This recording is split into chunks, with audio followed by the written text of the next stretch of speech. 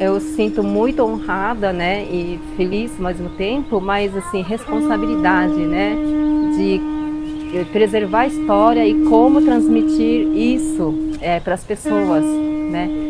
E, e também assim, eu sinto na primeira vez a oportunidade eu senti assim uma reconexão com a nossa identidade raiz e também de novo né, durante a pandemia, né, receber esse convite é muito especial, né? Parece que o universo está dizendo, né, chacoalhando, olha, o que vocês estão fazendo são muito importantes.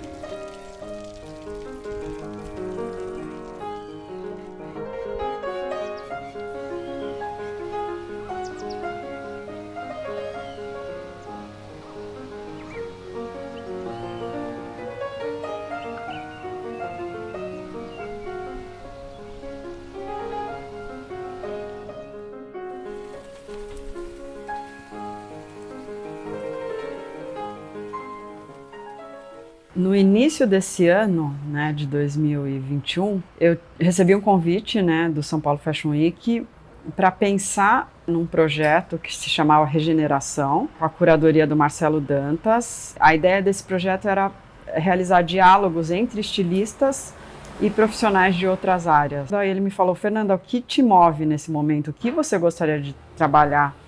Né, pensando que isso seria, o desdobramento disso seria uma exposição, uma performance. E o que me veio na cabeça assim foi muito espontâneo, né, nessa primeira conversa foi: olha, Marcelo, você já ouviu falar da comunidade Yuba?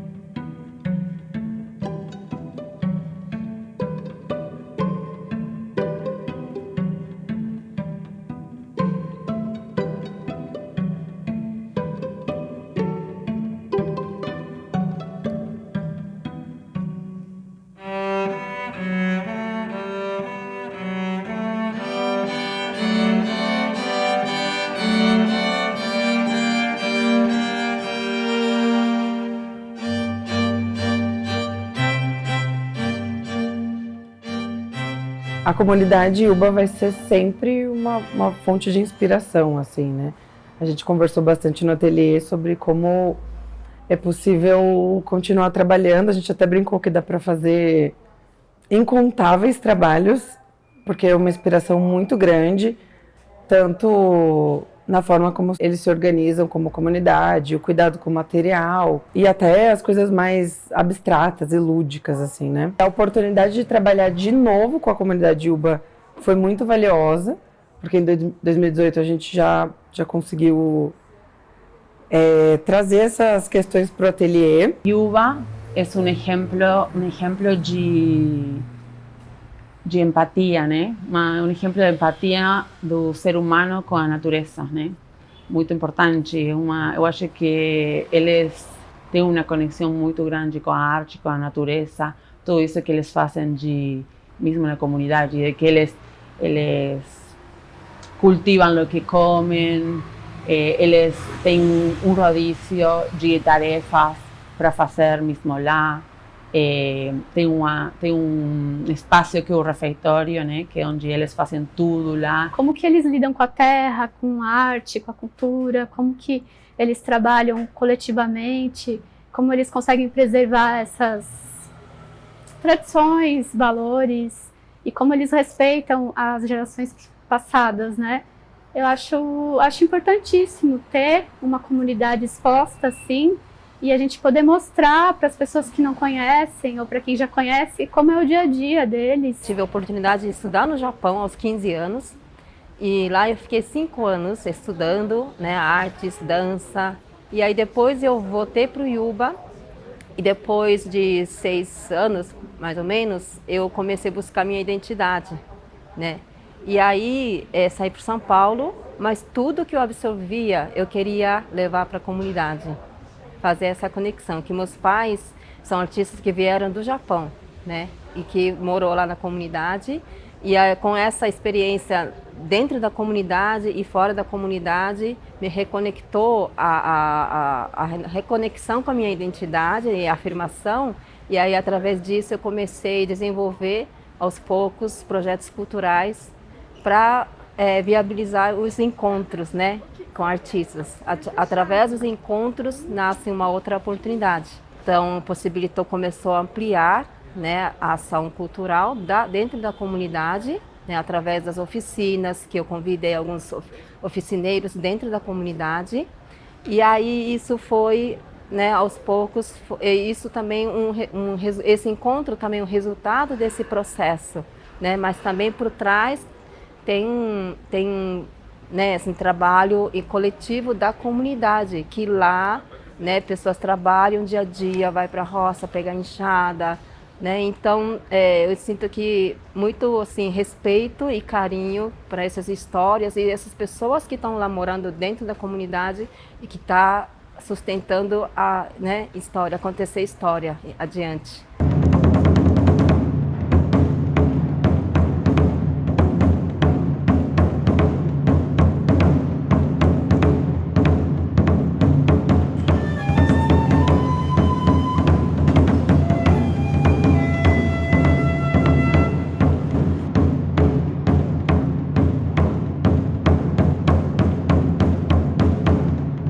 Para essa performance, né, esse desfile performance, foram descendentes diretos, né, de Yuba, né, então foram 7 pessoas que nasceram, cresceram em Yuba e depois mudaram para São Paulo, e a gente teve a participação de 3 representantes da própria comunidade e vieram para participar desse desfile. Eu acho que isso foi muito tocante.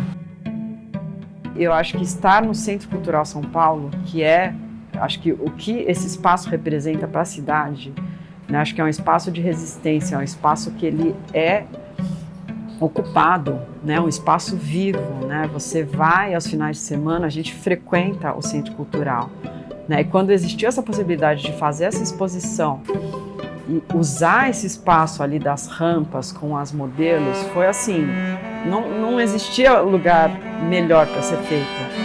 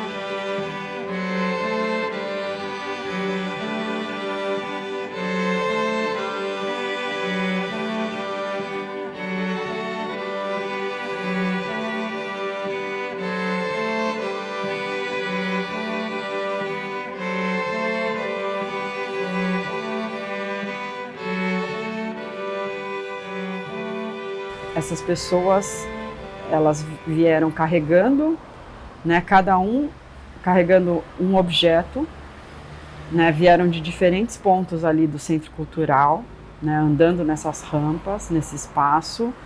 Elas se dirigiram daí para o final dessa rampa, né, aí teve um momento em que a Akane, né, que veio de Yuba, tocou o berrante, né, que é um ritual que sempre se faz na comunidade antes das refeições, E aí eles se dirigiram para o local da exposição, cada um carregando um objeto, né, e depositaram esse objeto na exposição, né. Depois disso, cada um se posicionou em frente a um cabide, eles tiraram esse kimono e posicionaram esse kimono nesses cabides, e com isso abriu-se oficialmente a exposição.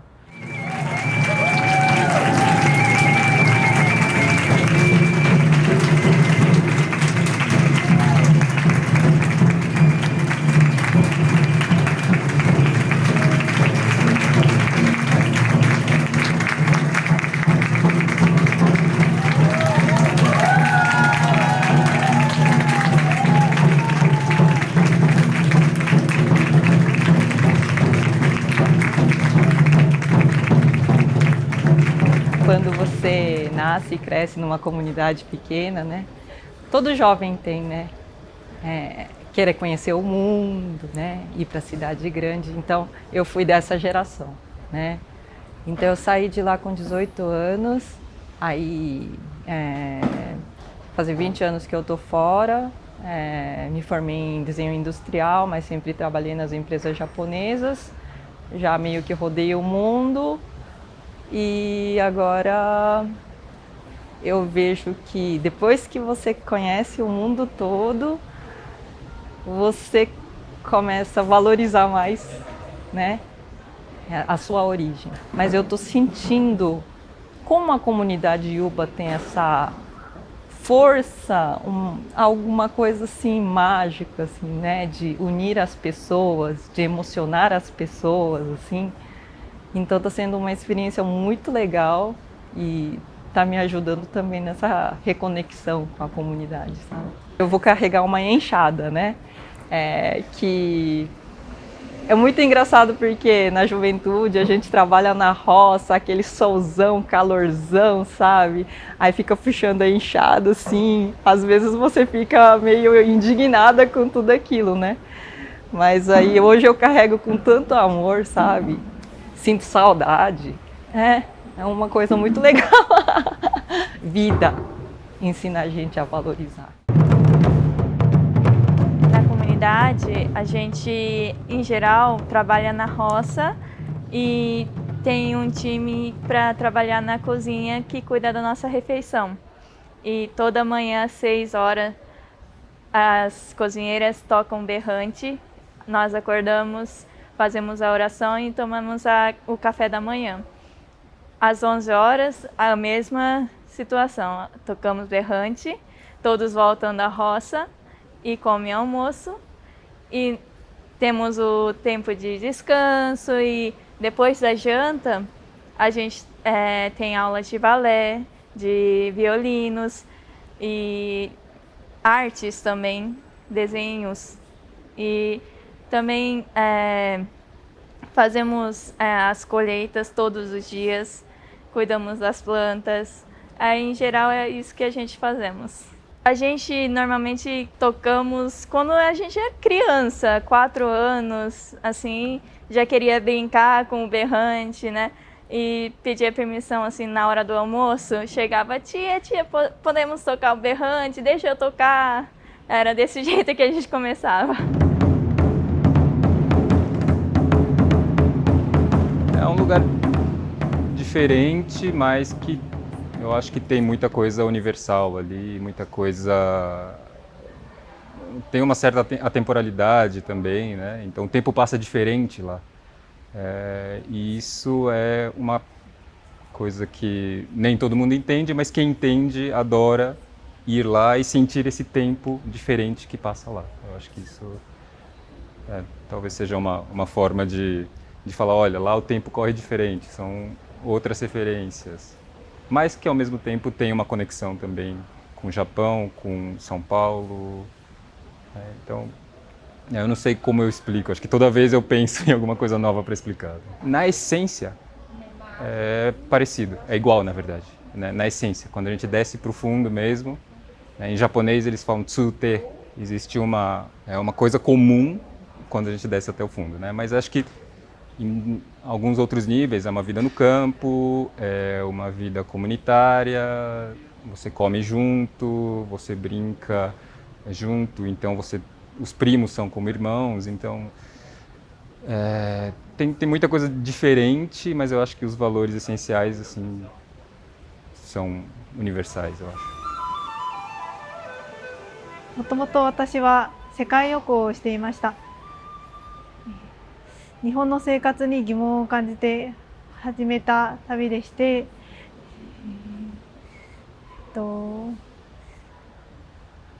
業に興味をその旅行の中で興味を持っていろんな場所を歩いていました。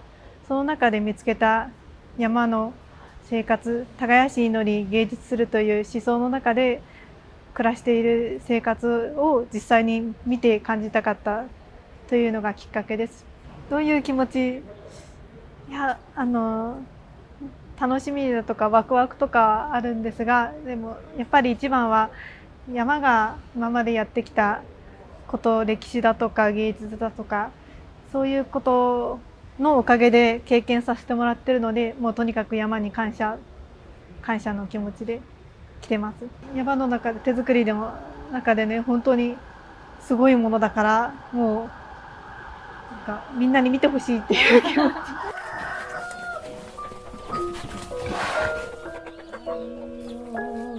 暑いから帽子をかぶらず歩いた、太陽が眩しいから帽子をかぶらず歩いた、子供はみんな泥んこで娘はみんな。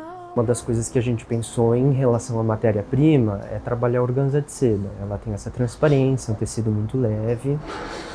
E aí a gente relaciona isso muito sobre você ter essa camada de seda que te permite ver através dela, que é sempre essa brincadeira da identidade. Então você ter como essência a sua herança cultural japonesa, mas você também ter essa camada da cultura brasileira por cima.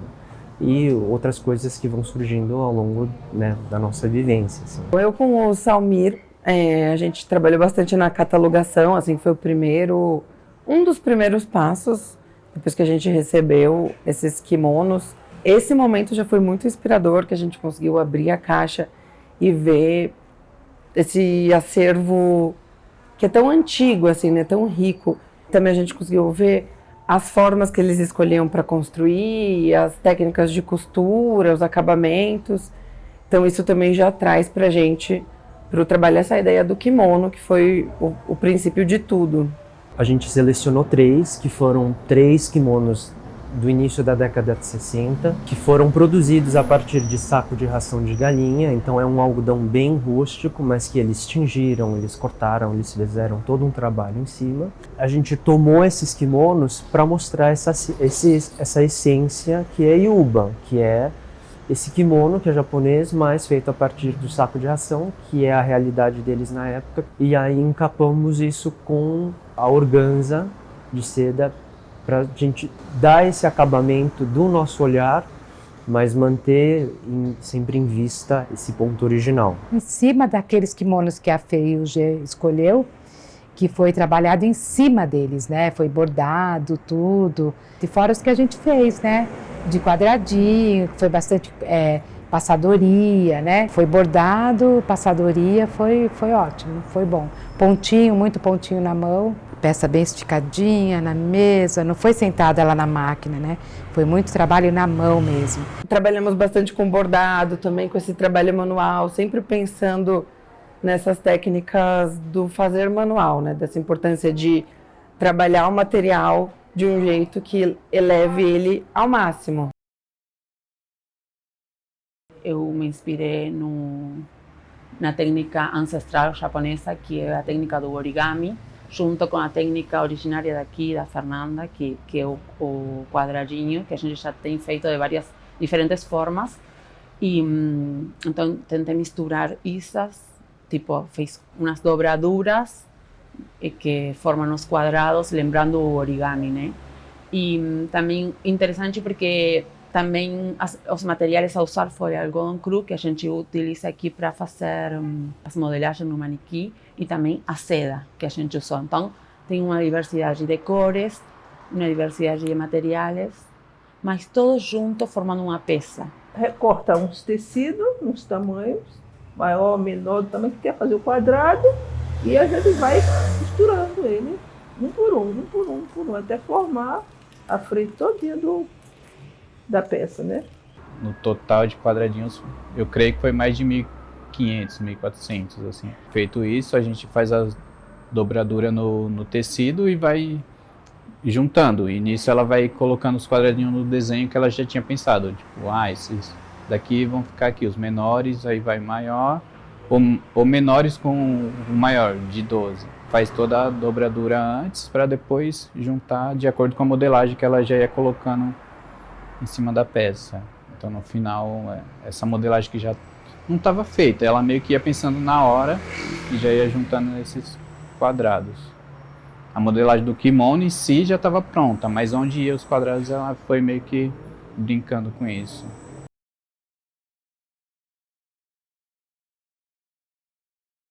Esse xadrez, ele vem muito com a característica da tecelagem, né, desse tramado de fios. Então a gente faz um xadrez totalmente manual, né, sem ter máquinas, a própria máquina é as nossas mãos. A gente recebe esses fios na cor cru, então a gente tinge ele para seguir a cartela de cor do desfile, né? E é uma colaboração muito de todos aqui do ateliê, né? Porque em algum momento a gente tinha alguém tingindo, a pessoa estava alinhando o fio por fio, né? Aí já teria outra colaboração de alguém já unindo essas faixas, né? Então é uma criação que traz a essência de todos, né? Como um tramado de um tecido, ele é isso, né? A gente, no final, é um fio de urdume, um fio de trama, que o resultado final é um tecido. Então esse xadrez, ele meio que é isso, né? A gente vai montando essas faixas e depois, quando a gente olha, a gente cria uma peça totalmente com xadrez manual.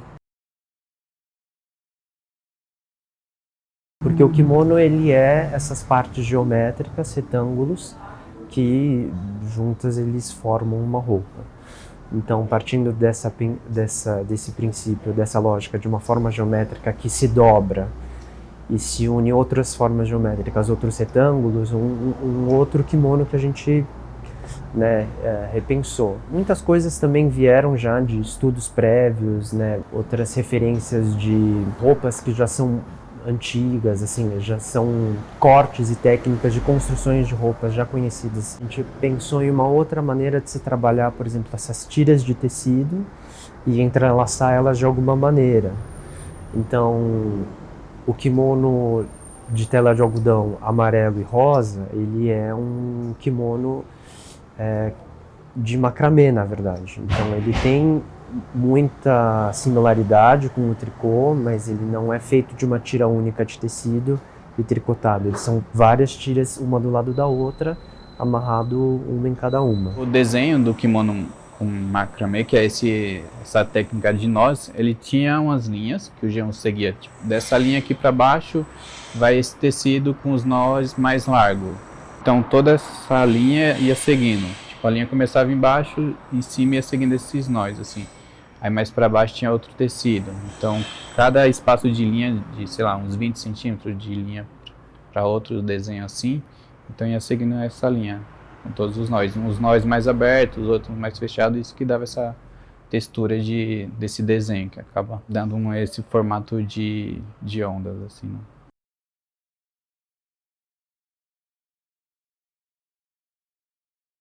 A técnica de infesto, ela já é bastante usada aqui no ateliê, né? E a gente tem essa coisa de trazer o colorido, de trazer o vibrante, e a gente pensou, vamos mesclar essas cores, né? Então a gente une ali tiras de algodão cru, que é a característica do ateliê.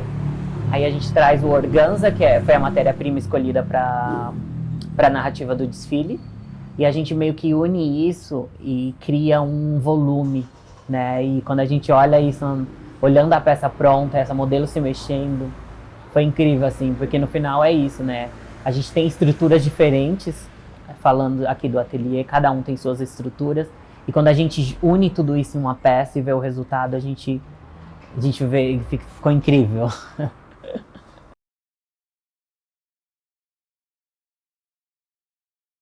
O kimono preto a gente trabalhou em parceria com a Lígia, a irmã do Fernando Geon. Sempre pensando também nessa coisa do origami, que já estava em outro look, esse trabalho do papel.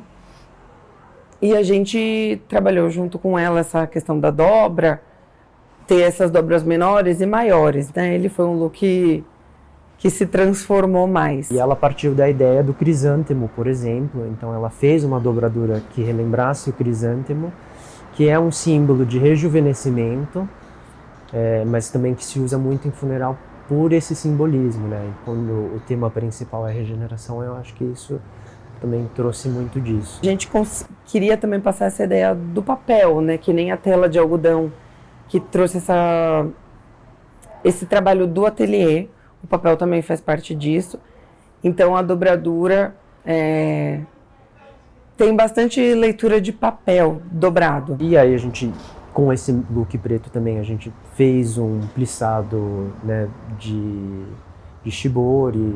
Para fazer essa ligação do geométrico para o orgânico, uma ligação também com 2018 e fechando assim um círculo nosso com a comunidade. E que não é um ciclo que se encerra agora, a gente com certeza tem muita coisa para trabalhar junto, para pensar junto.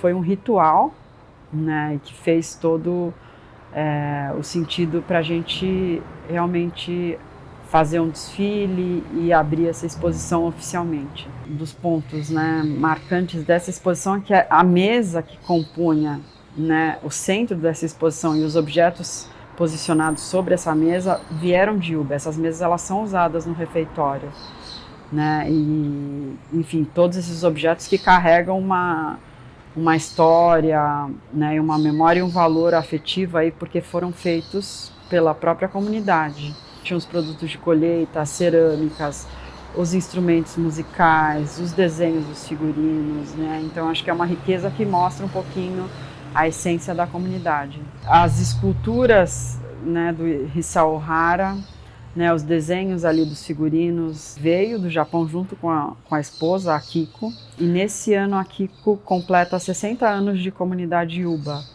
Então acho que, né, também é um momento muito marcante, porque acho que eles têm um papel muito forte ali no levar as artes, né? Acho que nisso da arte está tão intrínseca ali no dia a dia, né? Acho que